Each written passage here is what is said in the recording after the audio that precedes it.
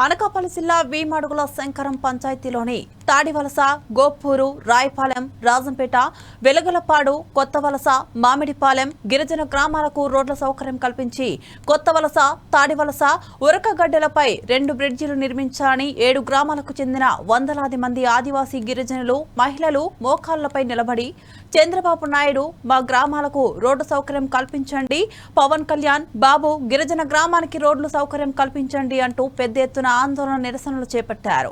వీరికి మద్దతుగా సిపిఎం జిల్లా కార్యదర్శి వర్గ సభ్యులు డి వెంకన్న, మండల కార్యదర్శి ఇరట నరసింహమూర్తి, కె భవానీ పాల్గొని మాట్లాడారు. ఎన్నికల ముందు ఈ గ్రామాలకు రోడ్ల సౌకర్యం కల్పించాలని 9,30,00,000 రూపాయలతో రోడ్ల బ్రిడ్జిలు నిర్మిస్తున్నట్లు నమ్మబలికి ఎన్నికలు గడిచి 9 నెలలు అవుతున్నా కనీసం పట్టించుకోవడం లేదన్నారు.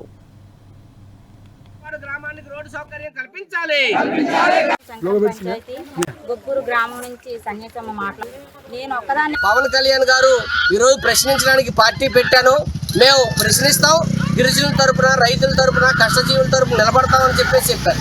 కానీ వాళ్ళు మాత్రం ఇక్కడికి వచ్చి గిరిజనుల సమస్యలు పట్టించుకునేటువంటి పరిస్థితి ఈరోజు లేదు. ఇప్పుడు అసెంబ్లీ సమావేశాలు జరుగుతున్నాయి. అసెంబ్లీ సమావేశాల్లోనే ఇక్కడ మాడుగుల ఎమ్మెల్యే ఏం చేస్తున్నారని చెప్పేసి అడుగుతా ఉన్నాం.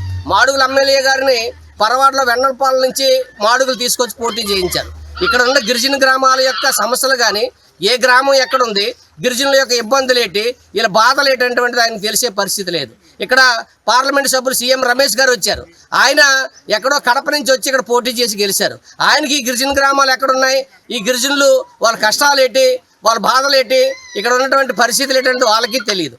ఎక్కడెక్కడి నుంచో తీసుకొచ్చి ఇక్కడ పోటీ చేసి ఇక్కడ మా గిరిజనుల ఎత్తి మీద పెద్ద ఎత్తున బండ పెట్టారు. కానీ ఇక్కడ ఈ గ్రామాలకు వచ్చి ఎలక్షన్లు అయిన తర్వాత ఈ గ్రామాలు ఎలాగున్నాయి, వీళ్ళు ఏ ఇబ్బందులు పడుతున్నటువంటి పరిస్థితి లేదు. మొన్న గర్భిణీ స్త్రీని తీసుకొని వస్తే ఇక్కడే ఈ గడ్డలను డెలివరీ అయిపోయినటువంటి పరిస్థితి.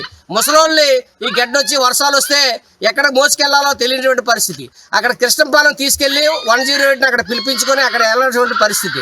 అందుకని మేము చెప్పదలుచుకుంది ఏంటంటే, గిరిజనుల సమస్యలు పట్టించుకోండి, గిరిజనుల యొక్క ఇబ్బందులు పట్టించుకోండి, ముసలోళ్ళ సమస్యలు పట్టించుకోండి, చిన్నపిల్లల పరిస్థితి పట్టించుకోండి. ఇక్కడ గిరిజనులు తినడానికి తిండి లేకపోయినా, ఉండడానికి ఇల్లు లేకపోయినా, కట్టడానికి బట్ట లేకపోయినా మిమ్మల్ని అడగట్లేదు. మాకు రోడ్డు సౌకర్యం కల్పించండి, మా పిల్లలు స్కూల్కి వెళ్ళడానికి అవకాశం కల్పించండి, గర్భిణీ స్త్రీలు, బాలింతలు హాస్పిటల్కి పోవడానికి మాకు అవకాశం కల్పించండి, మాకు వైద్య సౌకర్యం కల్పించండి అని చెప్పేసి ప్రభుత్వాన్ని వేడుకుంటా ఉన్నారు. కాబట్టి ఈ పాలక వర్గాలు దీన్ని ఆలోచించాలి.